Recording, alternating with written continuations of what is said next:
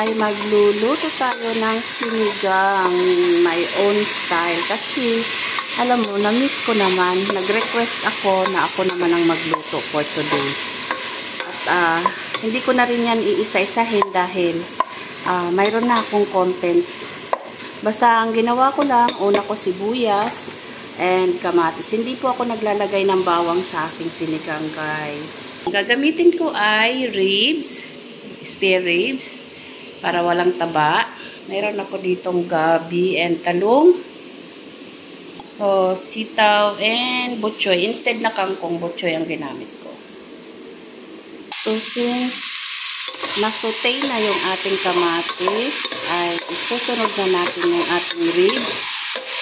Ay isasangkot siya muna natin yung ating ribs para mawala yung kanyang lansa-lansa, guys. Ayan, na-miss man ni Ate Lintik ang aking luto-luto na wala lang. Ate Lintik, shout out. I love you. Isusunod na natin yung ating spare ribs.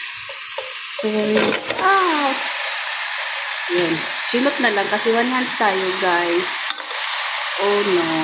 Medyo kasi ang ginamit kong spare ribs ay frozen. So, hinaan lang natin at cover natin para ma-melt ng kaunti. Cover muna natin.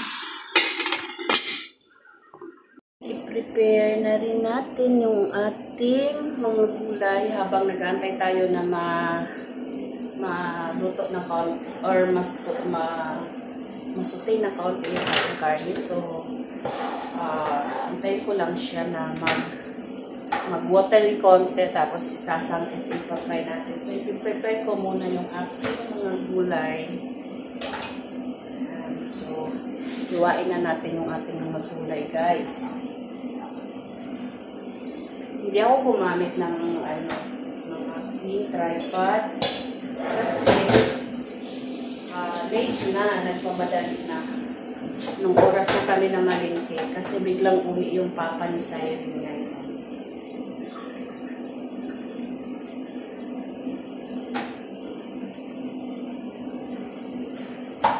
Nag-isip kung anong hiwa ng talong ko guys. Ang laki-laki ng aking talong. This is malaking talong. So, hindi nawawala yung aking talong sa aking sinigang kasi yung iba, pampalapot din niya ng sabaw. Yan.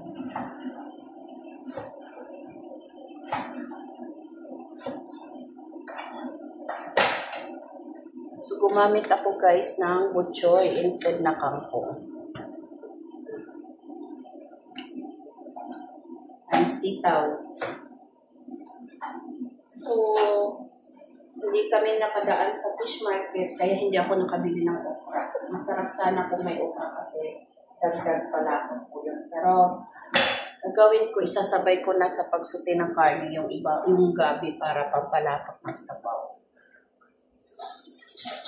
So, ngayon, nawala na yung kanyang pagka-frozen. Ayan, so mamimix na natin siya, stir fry na natin siya, guys. Ayan.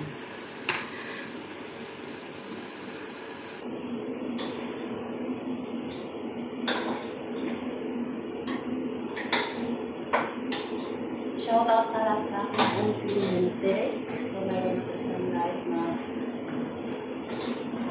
release naman tayo.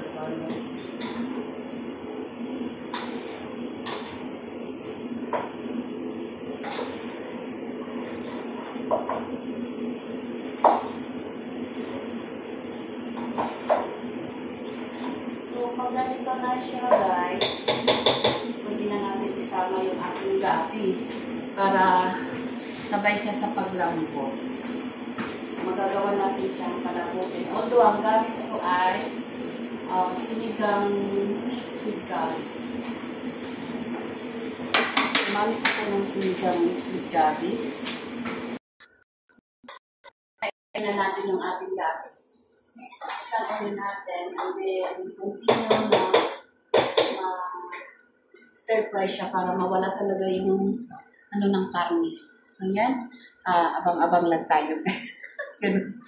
Wala akong salamin nasa kwarto. Palit ako sa kitchen. Nagluto-luto si Inday, no? So, prepare, giva ulit ako ng ating lechon. Gawin natin, takipan ulit natin siya. Tapos, huwag lang natin masyadong nakasal yung ako para hindi nasunog yung ilalim. So, yan.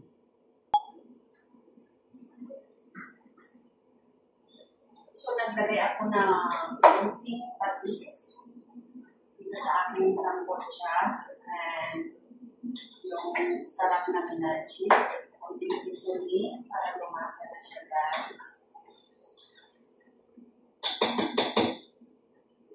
Mapako na siya talaga. Tapos, so since baka hindi namin maubos na konting suka para hindi siya mapalis. Kasi, tatatlo lang naman kami kakain. Andun kami sa porta kami ko. Dalawa kami. So, nalambot na mo na siya sa sakot. Sa iba sa konting mantika bago ko siya tubigan.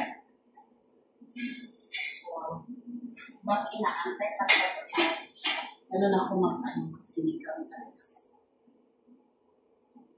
Kaiba ba? Pero, favorite na lang yan ng mga anak ko.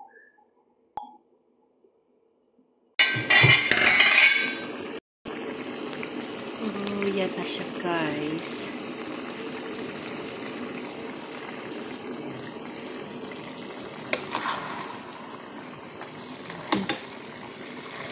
So, mabango na nga siya. Ayan siya, oh.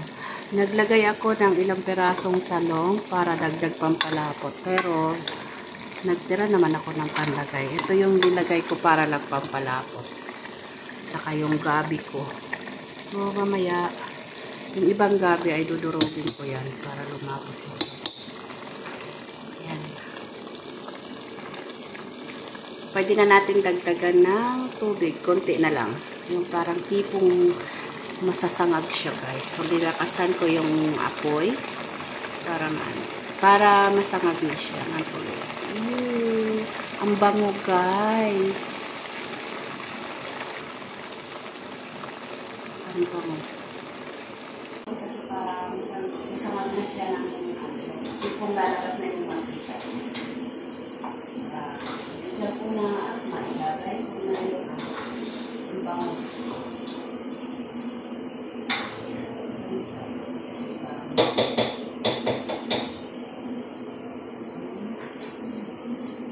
Dagdagan na natin ang tubig.